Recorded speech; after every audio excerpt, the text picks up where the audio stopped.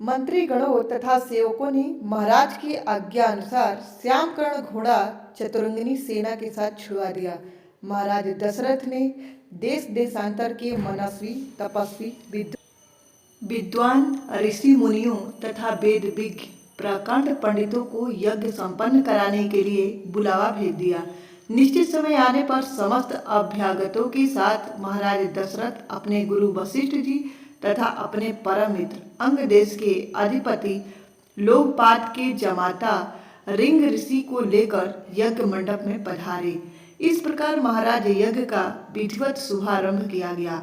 संपूर्ण वातावरण वेदों की ऋचाओं के उच्च स्वर में पाठ से गूंजते तथा समिधा की सुगंध से महकने लगा। समस्त पंडितों, ब्राह्मणों, ऋषियों आदि को यथोचित धन धान गौ आदि भेंट करके सादर विदा करके साथ यज्ञ की समाप्ति हुई।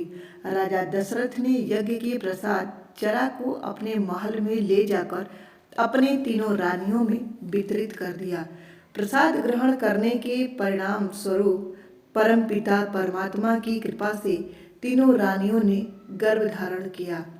जब चैत्र मास के शुक्ल पक्ष की नवमी तिथि को पूर्णवर्षु नक्षत्र में सूर्य, मंगल, शनि, बृहस्पति तथा शुक्र अपने अपने उच्च स्थानों में विराजमान थे, कर्क लग्न का उदय होते ही महाराज दशरथ की बड़ी रानी कौशल्या के गर्भ से एक शिशु का जन्म हुआ, जो कि श्यामवर्ण, अत्यंत तेजोमय, परम कांतिमान तथा अद्भुत सौंदर्यशाली था। उस शिशु को देखने वाले ठगे से रह जाते थे। इसके पश्चात शुभ नक्षत्रों और शुभ घड़ियों में महारानी कैकेयी के एक तथा तीसरी रानी सुमित्रा के 2 तेजस्वी पुत्रों का जन्म हुआ। संपूर्ण राज्य में आनंद मनाया जाने लगा। महाराज के 4 पुत्रों के जन्म के उल्लास में गंधर्व गान करने लगे और अप्सराएं नृत्य करने लगी।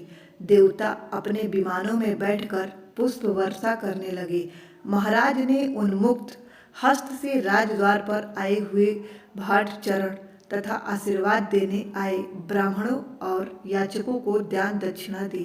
पुरस्कार में प्रजाजनों को धन धान्य तथा दरबारियों को रत्न भूषण तथा उपाधियां प्रदान किया।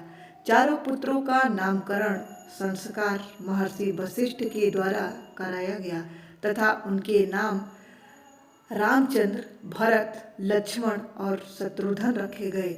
आयु बढ़ने के साथ ही साथ रामचंद्र गुणों में भी अपने भाइयों से आगे बढ़ने तथा प्रजा में अत्यंत लोकप्रिय होने लगे। उनमें अत्यंत विलक्षण प्रतिभा थी, जिसके परिणाम स्वरूप अल्पकाल में ही वो समस्त विषयों में पारंगत हो गए।